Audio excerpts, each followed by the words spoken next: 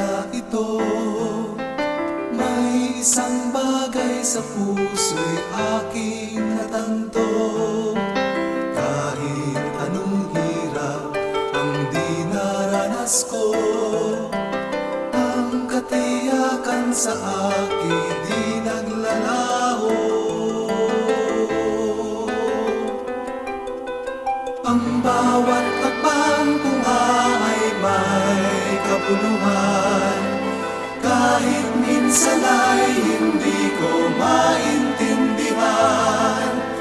Dahil sa pangakong di na ko bibitiwan, kahit sa pagsubok mayroon din kagalakan.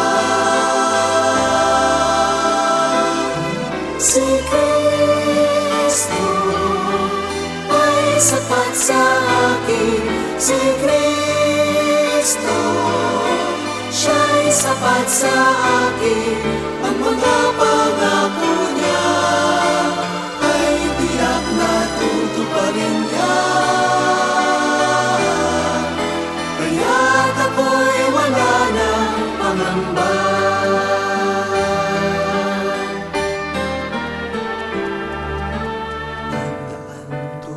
Sa buhay na walang hanggan, tulad ng paglalakbay sa karagatan, pag-ihip ng hangin at buhos ng ulan.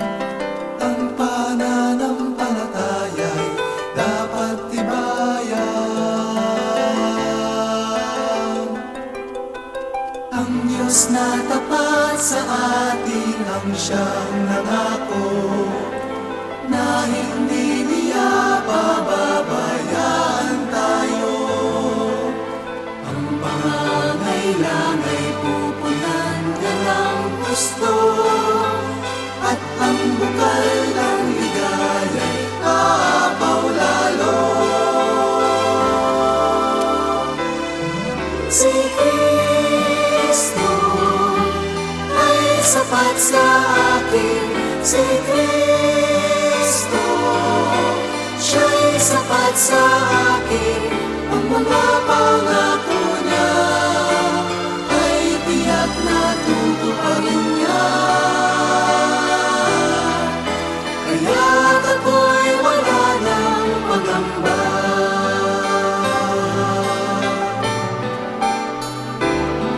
Si Kristo ay sapat sa akin, si Kristo, siya'y sapat sa